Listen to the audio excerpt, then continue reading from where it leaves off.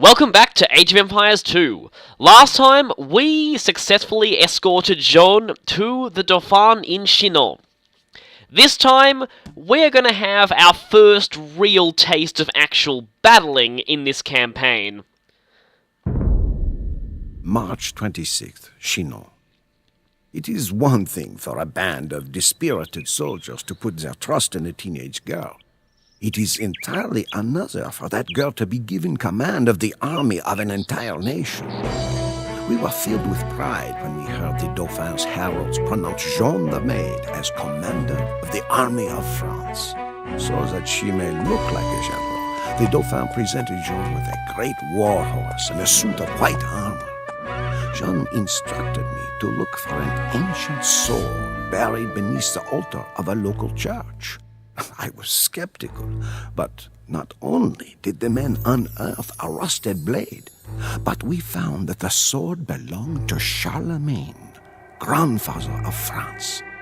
I shall not doubt her word again. Still visible on the hilt was the fleur-de-lis. Joan adopted the fleur-de-lis as her symbol and had it blazoned upon her battle standard. Wherever Joan goes, the standard goes also. It goes with us to Orleans. The city of Orleans is one of the finest in France, but it is under siege by our enemies, England and Burgundy, and is about to fall. This war has dragged on for 100 years with precious few French victories. The people of Orleans need a savior. They are to get Joan of Arc.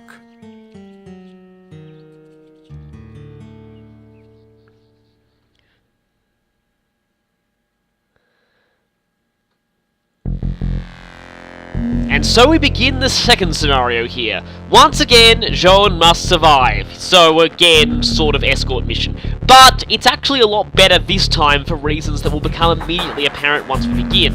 The cathedral in Orleans must remain standing, and that is, well, kind of another must-survive mission, except in this case it's a stationary object that needs to survive. Basically, we want to get to the city as fast as possible, so that we need to make sure it doesn't fall before we get there. And we have to escort her to Blois, so she may command the French army. And again, like I said, we have to hurry before the English can cause much damage. But yes, we have to, of course, run over the army first. And now this is kind of spoilerish, but yes, once we get to Orleans, we'll actually be able to build up an army. And it says here that Frankish knights are very useful for taking care of British longbows and siege weapons, and Frankish castles are inexpensive and provide excellent defense. I'm going to have to talk about the advantages of the Frank civilization in this mission. I thought this would be a good time because, well, the scenario is telling us about them. But I'll talk about that a bit later. Now, these next three are not relevant just yet, so yeah. For the time being, a couple of things I need to mention about that intro. Yes, in fact, that story about Joan finding that sword buried beneath an altar of a church, that really happened. However, that church was one that she had actually passed by during the events of the previous scenario, so maybe she actually knew the sword was there because she'd already seen it. But anyway, there's actually an interesting story about what happened with that sword. It's actually kind of interesting. I'll probably talk about that later. Also, yes, the fact that she got put in command of the entire army, well, I might talk about this a bit later. Generally, not all of the captains were entirely fond of the idea of a teenage girl giving the whole army orders, but most of the regular soldiers tended to respect her, so they couldn't really argue with them.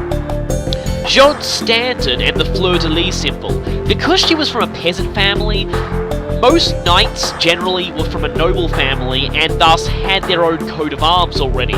Joan, being from a peasant family, did not have her own coat of arms, so she had the freedom to choose her own, and she chose one based on that fleur-de-lis symbol. So that basically became associated with her. Later on in her life, the rest of her family were actually made honorary nobles, and so that coat of arms actually did become the official family coat of arms. Anyway, let's get on with the scenario. I am the Duc d'Alençon, my lady. I will proudly ride with you to Orleans. the Duc d'Alençon was actually a real person. Now, unless I say otherwise, always assume that every character who appears in these campaigns was a real person in history. The Duc d'Alençon, interestingly enough, just before the events of this scenario, had actually been captured by the English, and only recently had they paid his ransom and got him back. The British are coming. But let's ride on. The Duc d'Alençon uses sort of a generic knight hero model. This, oh yes, and I forgot to mention that Joan herself has got a very considerable stat buff since we last saw her. Yep, double the HP, better armor, and a massively higher attack score. You still want to keep her out of the thick of the fighting though, because if you lose her it's all over. But protecting her is a lot easier considering that she can actually fight for herself much better than she used to. In fact, she's actually better than the Duc d'Alençon, except he has slightly higher pierce armor. But, yeah, so she's also mounted, so she's faster. We have a monk here. Bonne chance, John! I guess if any of us get injured, we could retreat here and heal, but that's not really going to be that necessary. Of course, our knights are going to be a little bit slower because we do have 2 foot soldiers in this formation. Might want to protect these two-handed swordsmen because we're only in the feudal age at the moment, and also, we're about to come into a bit of a battle, and I want to keep our scout cavalry out of it. Again, we're only in the feudal age. It'll be quite some time before we get the ability to train two-handed swordsmen of our own, and you don't charge into battle. You are pathetic. Okay, let's see. Wow, the Duke is actually getting hit quite a bit. Wait, keep an eye on his health. Okay, they're all dead, but the Duke is gonna need to... I'm gonna need to wait for him to heal a little bit, because... Yeah, now, the Duke's survival is not essential to this mission. He can die and you won't lose. However, historically, he did survive, so I don't want to cause any time paradoxes here. We got injured a little bit, but because our scout, I kept my scout out of the battle, we now have, well, his line of sight is going to be serving us well now. And hey, look, some farms.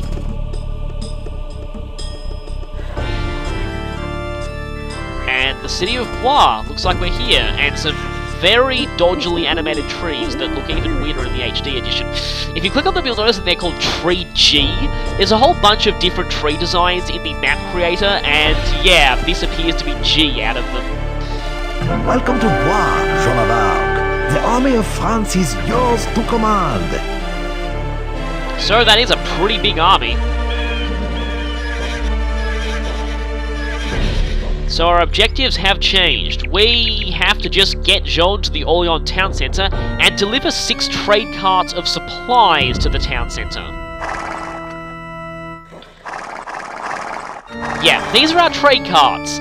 Now, warning here, I did test this in a few of my test recordings myself. If you lose even one of these supply carts, instant mission failure. So, yeah, you want to keep them protected as much as possible.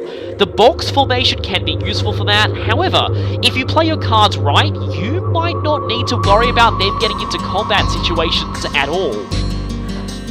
There is a little bit of a guide dagger in this scenario coming right up, so hopefully if any of you are playing along, I can show this. Now let's just wait for the Duke to... Yep, the Duke's healed, okay. Right then. Now weirdly enough, these knights that we get here actually don't have the Frankish knight bonuses. They actually have less HP than our other knights, which is a little weird, but anyway. Right then, let's get moving. Now, on to Orléans. We need to get those supplies past the British. And some of you supply carts are kind of lagging behind here.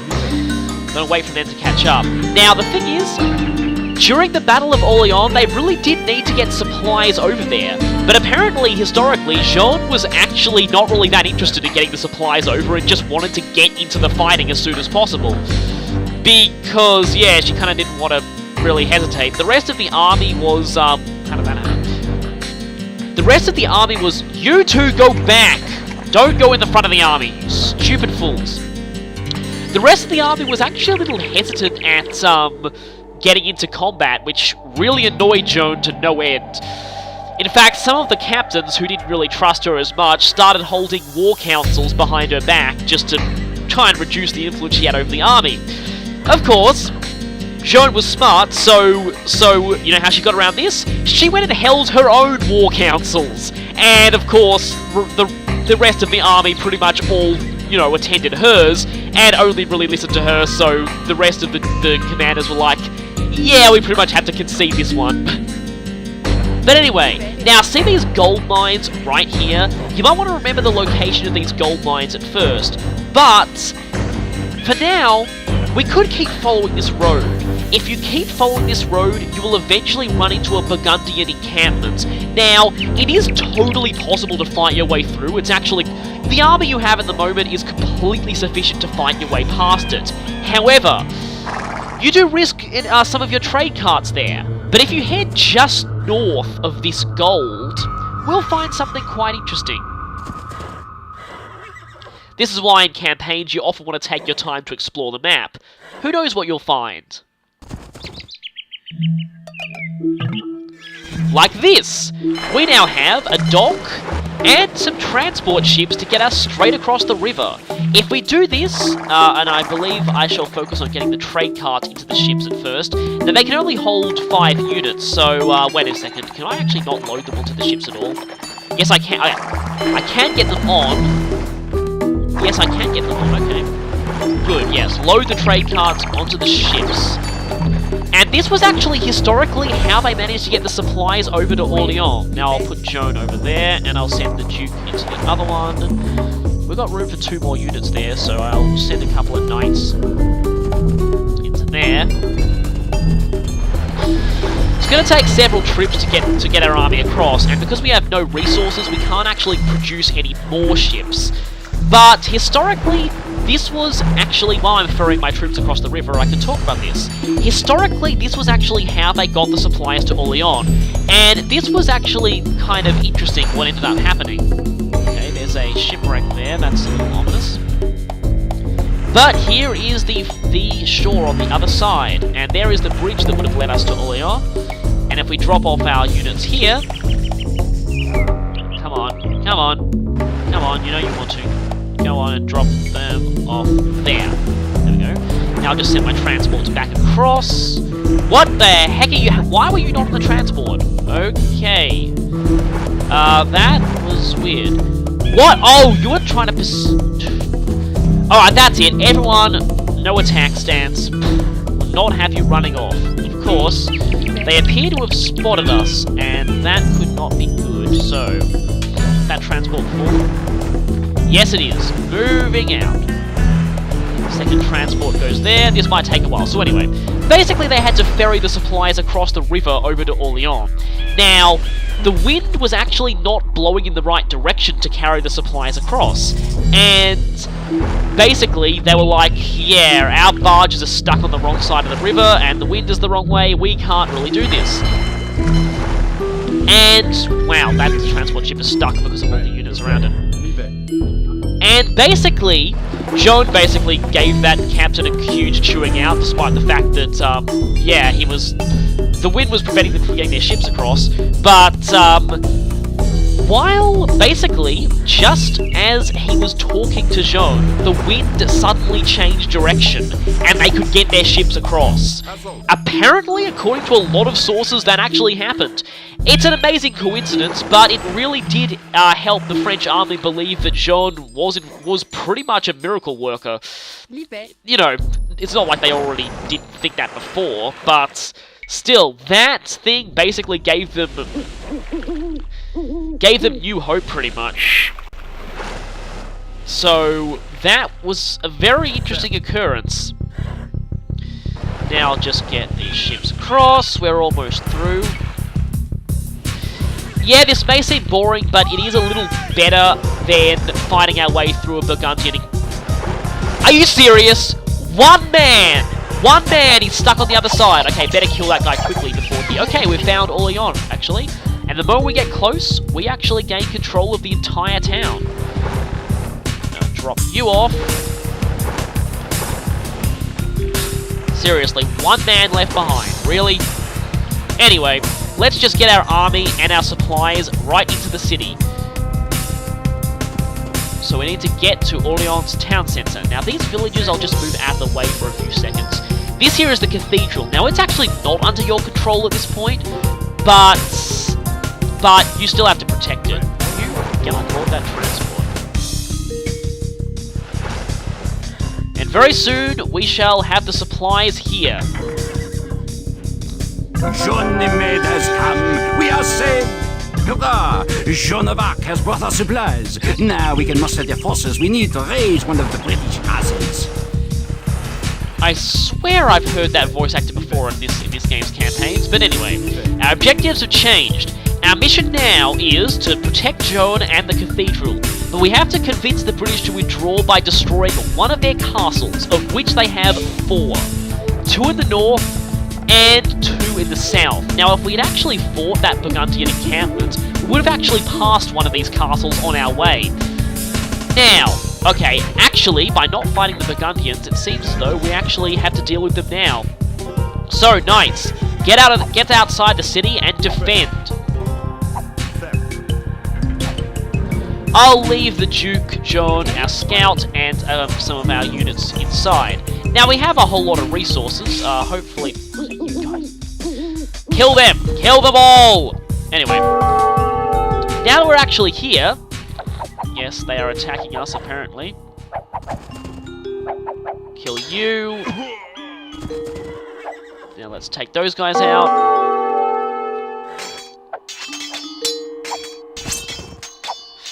We will want to upgrade our walls to fortified walls as soon as possible.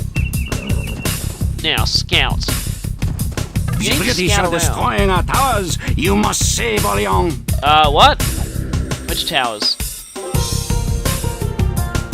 So anyway, they are down. And yeah, now expect constant attacks by the British in this scenario. We've basically got a siege on our hands, so we need to defend this place. But... okay, actually, now there is something for us over here. But I'm actually not going to go there yet, under the assumption that if I don't go there just yet, it'll mean that the British won't start attacking that area just yet. For now, I'll task these guys on chopping wood. Yes, now as the hints say, now that we're here, we can finally start building up our army. The problem we have, though, here is the British castles are very well defended. I find the northern ones are a little more well defended than the southern ones, but the northern ones are the more immediate threat to you, so attacking them may be more practical. Of course, historically, they did actually take out the southern garrisons first, and that's what I want to try and recreate here. Now, it says here to use your market to trade for resources until you can venture outside the city.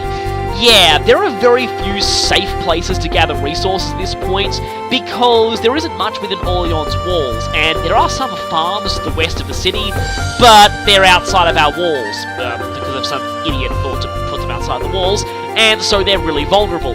So we don't want to go there until we're completely confident we can defend those farms. They will be very useful to us as a food source, but until then, yeah, kind of annoying. We need to focus on gathering some wood and definitely some stone if we can find it. The problem is I'm really not sure how much stone there is here. But there is one resource. Okay, I'm going to get some villagers because there is one resource that will actually be quite useful to go and get. This gold here, it might be out in the middle of nowhere, but it is close to an ally's walled city with a castle. And as such, it is probably the safest gold source we actually have at this point. So, I'll just basically do that. Now, we're only in the feudal age and we're under attack by... okay, right guys. You're really going to have to multitask your army here. Let's get up here. Oh, they already have long swordsmen. This is actually quite bad. Because long swordsmen are... yeah, they are a cut. We don't even have men-at-arms yet. Are you serious? Wow. Wow. Anyway, they can say we can use our market to trade for resources. I said kill them, you idiots. yeah, we're going to be needing more forces quite soon. And we want to get to the Castle Age as soon as possible, because until then we can't actually get knights, and knights are very, very, very powerful. One more villager, and I can go send these guys to get gold. So, men-at-arms have been researched. Let's go ahead and get some men-at-arms then. I'll just set the gather point down there just to build up our forces around there, and these knights will be the Northern Guardians, which probably could not have come at a better time. Hi, British Longbowmen! Yeah, once again, we are facing Longbowmen, which, Longbowmen have extremely long range, as is natural for their name, but they are very vulnerable to, that guy's retreating. Don't want him to retreat back to camp, because otherwise... Another Longbowman, okay. Yeah, they are going to be sending a lot of Longbowmen at us, but ranged units in general tend to be pretty vulnerable to cavalry, so that's why we're going to need to use a lot of cavalry of our own, which we're not really going to have much in the way of until the Castle Age, which is why we want to get there as soon as possible. But for that we need 800 food. And we're not really on the food gathering department yet, but we can always use our market to trade for extra resources, and they're already sending... Okay, we have a scout cavalry. This scout, I reckon, is going to actually get on one of these transports. Now, villagers go on this transport, and the scout will go on the other, because I want to see if there's a source of stone near our allies' town. In fact, speaking of our allies, let's go ahead and research cartography. South British are attacking, and they have knights. Now, the South British are going to be using a lot of knights against us, so for that, we might need spearmen. Let's just go ahead and get some spearmen. What are you archers doing? You're all idiots. What are you knights doing? Archers do not like cavalry. Oh, we have more knights over there. Right, yes. This is quite hectic. We're going to be kind of multitasking our army a lot here. And you guys can go down there. Okay, we have cartography now, so we can see everything our allies see. Unfortunately, it's not much, considering that our allies kinda don't have very much stuff, but I guess down here would be a decent location for some more farms, considering how close it is to our allies' town. Bad! Very bad, very, very, very bad. That's a knight. Right, don't drop off your units yet. Don't drop off your units. Okay, wait for that knight to go away. Ugh, South British again. I suppose, yeah, no, we're being attacked by Burgundians, actually. Of course, archers are very effective against spearmen, so this is not too much of a problem for us. Who's up there? More British. Ugh. Yes, as you can... What the hell are you doing, Scout? Do not pursue, you fool! Ugh. Yes, expect to hear a lot of... Oh, crap. Okay, that is only one guy, and he should very quickly die to my towers. That is a scout and no threat to us. These villagers are going to go down here, and can you build a tower? Because that would be a very excellent form of defense against any British attacks here. Because if the villagers get in trouble, they can always hide in the tower until the threats are gone. Now, again, I would very much like to find a source of stone down here, but I kind of doubt that. There's a nice forest there that would probably be easier to defend than up here. Speaking of forest and defending, you've almost chopped those trees completely, and we are very much running out of food, so we're going to need to sell resources eventually. Okay, once this tower is up, you guys will build a mining camp and start gathering gold for me. And gold will be quite helpful because it means we get to buy more resources more easily. Tower is up. So, go ahead and build the mining camp, and let's go gather some gold. That's alliterative, completely unintentionally. Lots of nice forests here, so always keep an eye out for good resources. This is pretty much the first campaign mission we have where we're actually doing economic stuff, so... And I can't seem to find much in the way of stone here. I know there is a stone mine near the farms, but that could be problematic to defend. Hey, what's down... Oh, right, okay. There's a knight there. Oh! That's interesting, since the bridges are technically owned by our allies, and these bridges are just stuff that's part of the map, you can't really build any of these. Since they're technically owned by our allies, researching cartography means we can see everything that is on the bridges. That's actually really useful, I just realized. Really, really useful. And that could prove to be a really great help. Now, eventually there is a Burgundian base down there, so we want to stay clear of that. Now, okay, well, how's our wood doing? Our wood is pretty much good at the moment. Where's the third villager on wood duty? What are you chopping that tree? Oh, actually, hey, that's actually kind of smart. But you know what, at this point, wood is less of a priority than food, so I'm going to switch these 3 guys over to farming. Now, there isn't much room to build up a set of farms here in Orléans, but at least it is a little easier to defend them here than outside our city walls. And we only have 3 villages at this point. I'll just keep this farm going until we have enough. We've certainly got enough wood to replant our farms. Until we have enough food to... Oh, great. Okay. Single longbowmen tend to fall very quickly to towers anyway. So, die longbowmen. And somehow die swordsman. And we've got a knight coming at us right then. Which is what our spearmen are for. Actually, you guys get back, get in formation. We should probably be defending the bridge here, actually, because that's their main avenue of attack. Right then. North British, what do we got here? Swordsman, our knight should be able to handle them. Oh, right! We'll definitely be sending one of our knights over to take that thing out, because that's going to hurt a lot. Oh, wow, there are 2 of them. Okay, that's bad. They may not be strict anti-building siege weapons, but they are still very powerful. They're a lot stronger than most other things, so take that out now. We'll need to repair that building quickly. You guys actually go defend up here, because that seems to be more of a higher... What the... Wow, you're pursuing very far. Get back there, because there's some Burgundian attacks. See, this is extremely hectic. Eventually we'll have enough resources to go on the offensive, but until then, we're basically forced on a very hectic... What the heck are you doing? You guys just go back to your post, I shouldn't probably set these guys on defensive, you know. Back to your posts. Okay. Need to repair that eventually, but we've got a very slow stream of food coming in. Wheelbarrow will be very, very, very helpful.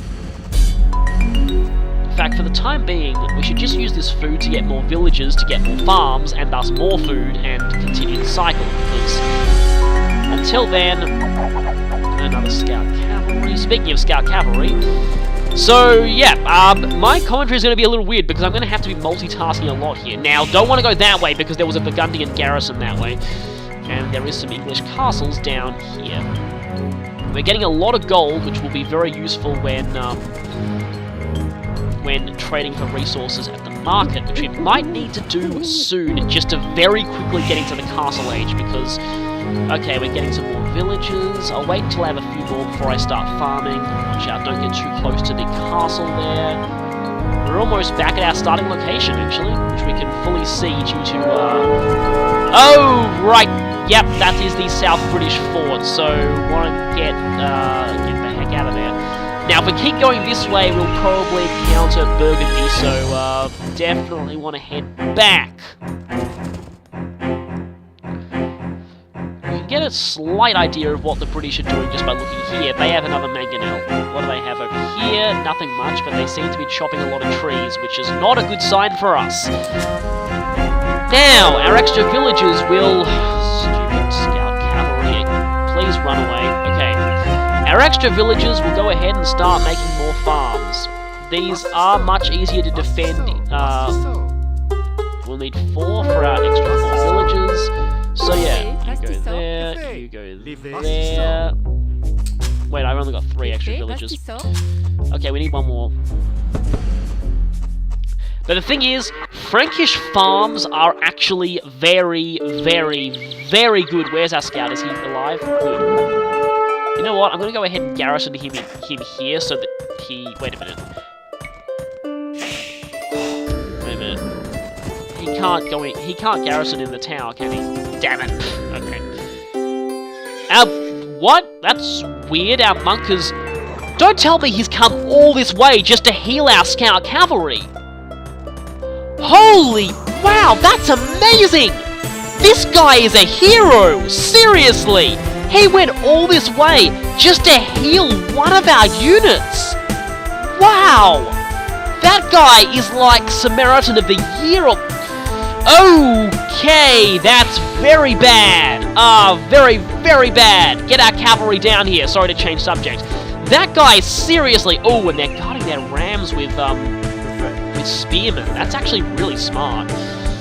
Oh boy, this could end badly. I'm actually going to have to desperately send you guys... Actually, and their spearmen have just disengaged from the rams. In fact, Joan herself could probably take out these rams pretty effectively, as can the Duke. So let's just go ahead and take them down. You completely passed that guy! Idiots. Where are we being attacked by the North British? Oh, there. Oh, that shouldn't take too long. Back! Now take these rams out as soon as you can. More spearmen coming. You guys might wanna... Where are we being attacked by the North British? If that's a mangonel that's out of our range. Or did he just die?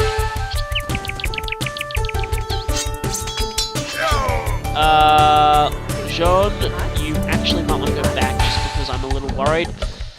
Okay, the rams are all gone. That is excellent. Excellent, excellent, excellent. And they're retreating. Don't focus on them retreating. That's actually kind of because, and they're not retreating anymore, so you're free to kill them. Joan herself would apparently never kill any prisoners. She still believed they were still human beings and deserved to be treated fairly. Just a random historical fact that I believe was somewhat appropriate there, and wow, that tower is missing a lot. And wow, we have a lot of gold. You know what? I'm going to go ahead and buy that food is incredibly overpriced. Which is probably somewhat accurate, considering that a lot of the army in these days really didn't believe they were being fed well. So, yeah, now it's a good idea to keep advancing in age, because, you know what? Okay, right then. You're all gathering gold, and seriously, that monk, man, that monk was amazing. Seriously, he is this playthrough's equivalent of the 313 Archer right there. The Joan of Arc 2 monk. Yes, I'm going to start a meme based on that. How did you guys not notice them? Really? How did you not notice them? Oh, we're already into the Conquerors campaign soundtrack. That means this has been going on for quite some time, and you know what? I reckon once we hit the Castle Age, I will call this a part and continue in the next part. And we really want to go into the Castle Age soon so we can quickly replenish our lost knights.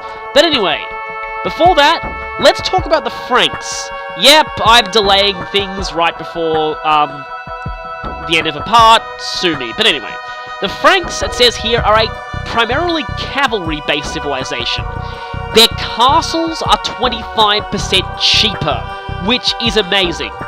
As you can see here, Frankish castles only cost 488 stone rather than 650 as is normal. So that is a very nice thing, and once we get to the Castle Age, we're going to need to get some stone on our hands as soon as possible, or buy some from the market, because French castles are really cheap, and they're an excellent defense. Their knights have 20% higher hit points. Now, considering that knights are already ridiculously powerful and bulky to begin with, you might notice that the Franks don't really have that many actual bonuses. The thing is, the things they get bonuses to are just so good, they don't really need a lot of bonuses. They get bonuses to castles, which are one of the best defensive buildings in the game. They get bonuses to knights, one of the best units in the game. And their farm upgrades are free. This is why I said it's a good idea to get those farms. Once we hit the... Oh, but it requires a mill though, so we're going to need to get a mill soon. But basically, yes, once we have a mill though, farm upgrades are free. So basically, it'll mean that we get, let's see. Yes, we get horse collar, heavy plow, and crop rotation all for free, which is excellent, and it makes the Franks great at gathering food. Now, their team bonus, which is basically just, is that their knights get +2 to line of sight, which means their knights effectively kind of serve as perfectly better scouts than scout cavalry in a way, because they see further and they're, much better defensively than scout cavalry and offensively. Now, their unique unit is really weird though. They're a completely cavalry-oriented civilization, but their unique unit is in fact a ranged infantry. I mean, it makes sense for the Franks historically. They actually got their, basically the Franks actually got their name from the name of a type of axe. I believe it's the Francisca, the axe they get their name from. But it's a little weird to see a cavalry-based civilization have a unique unit that is actually ranged infantry. They can kind of help, but again, a little weird. Their unique technology solely is focused on improving their unique unit. It gives range to throwing axemen. So, interesting.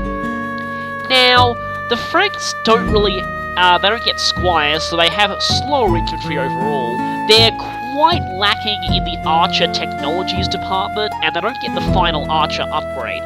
They do get cavalry archers though, which are probably better in a lot of cases. They of course get the full swordsman line, the full spearman line, which is actually very good. It makes up for their lack of camels because they don't, spearmen are cavalry counters as well. They don't get hussars, but they get the full knight line. Basically, as I've said before, getting paladins is a really big deal in this game. Paladins are insane. If I can manage to get paladins in this scenario, you'll really witness something amazing. Paladins are absolutely ridiculous. However, they are insanely expensive to actually get upgraded. But anyway, they get most navy except for elite cannon galleons, but they lose out on the technology that makes ships cheaper and faster to build. Now, the Franks lack keeps or bombard towers, so on the defensive they pretty much have to rely on castles. They once again don't get redemption or atonement on their monks, which is interesting, but they get every other monastery technology, which is pretty good. They don't get sappers, but sappers is pretty situational anyway. Sappers, I find, is mainly only good for laughs, really, but anyway. They are a little weaker in the siege department, because they don't get siege onagers or siege rams. They do get bombard cannons, though, and those are very effective against fortifications, so I might need to rely on those later on to take out the castles. They lack any of the final archer upgrades at the blacksmith, so their archers are a bit weaker overall. The university, they get everything except for, well, they don't get heated shot. Now, heated shot is only really effective against ships, but it does mean that Frank's towers are a little weaker. They also get stone shaft mining, two-man saws, they chop wood a bit slower, and they don't get guilds, which basically means that their markets are more of a rip-off than other people's markets. But anyway, so that's basically the Franks for you. And I think, provided that we're not being attacked at this point, which I don't think we are, now would be a good time to call the... Actually, I'll wait till we get to the castle age. Okay, one of you need to go... I know you have 8 food already, but you need to go build a mill. Because without this, we don't get our free farm upgrades, which are very nice. But anyway, it kind of makes sense for Joan to be staying inside Orleans, because historically, the people there really loved her. They all treated her as a saviour, none of them doubted her at all. She in fact got a house there at one point that she would probably have planned to live in the future, after she'd finished fighting in the army. Well, if things hadn't happened. You all know how this story ends, but still, I'll just keep the suspense up for the time being. However, her mother did actually eventually come and live there herself. And for some reason our buildings don't change appearance in the Castle Age, because we already had them. But anyway, now that we're in the Castle Age, yeah, like I was saying, that Joan's mother did actually eventually come and live in Orleans herself. So, anyway, on that note, I will leave you from here, and I will see you again, and we've lost a farm. You replanted. And I will see you again next time. And now it's time for Ye Old Fact of the Day. The Knight. Yep, surprised it took me this long to get onto this unit, right? Knights are pretty much, well, basically the most iconic unit of this game, seeing as it's set in the Middle Ages. And, you know, exactly the kind of thing you'd expect from a game like this. Knights are only available starting in the Castle Age, so it takes a fair while to actually get them. And of course, they're produced at the stable. But oh boy, is it worth it once you actually do. As you can see by those stats, Knights are probably some of the best regular units in terms of, well, non-unique units in terms of raw stats that you'd have at this point. Very high HP, they already start with 2-2 armor, which is amazing. And they have a comparatively massive attack stat of 10. Coupled with the fact they're cavalry, which means that they're also quite fast, and you could be forgiven for thinking that knights are pretty much masters of everything. And that's basically what they are for the most part. However, there are a few downsides of this, which I'll be getting to later. But firstly, I'll just say the main roles knights excel at. Well, the thing is, again, knights are good at pretty much everything except against dedicated anti-cavalry units. They tend to beat most infantry one-on-one, however, I would avoid larger numbers of infantry. Well, except for, by infantry I mean basic swordsmen. Stay the hell away from pikemen, but I'll talk about that in a moment. They're very good at running down archers and siege weapons, just like this scenario's hints talk about, though, personally, I find light cavalry are a little better at that role, if only because they're slightly faster. They're weaker, but that doesn't really matter, because archers and siege weapons aren't really going to be doing much damage back, and they are extremely fragile. But the main reason I recommend light cavalry for the role of hunting down ranged units is they're cheaper. Much cheaper. And thus, it's a lot less costly to lose them. And that brings me to the main downside of knights. They are really expensive. They are some of the most costly basic units in the game, running you 75 gold, which is a lot for a single unit. An awful lot. If you're going to be going for knights, you definitely want a good gold gathering economy set up, because knights will run you a very large amount of gold. That's really the main weakness of knights. They're very powerful, but they're also some of the most expensive troops to maintain in the game, so you have to watch out for that. This also means that they're a lot more painful to lose than other units, so you'll want to keep them out of dangerous situations because, yeah, they cost quite a lot to replace. Now, the other downside of knights is, being so powerful, naturally, to balance them, the game has to put a whole bunch of units in that are specifically designed to counter them. Yeah, think fairies being added and the advent of dragons in Pokemon X and Y. Basically, these things are so powerful, they really needed counter units, and there are an awful lot of counter units against them. First up, pikemen. Stay the hell away from pikemen. As you'll be seeing definitely in the next part, pikemen are really good at killing knights. They have an enormous bonus against cavalry, a ridiculously large bonus.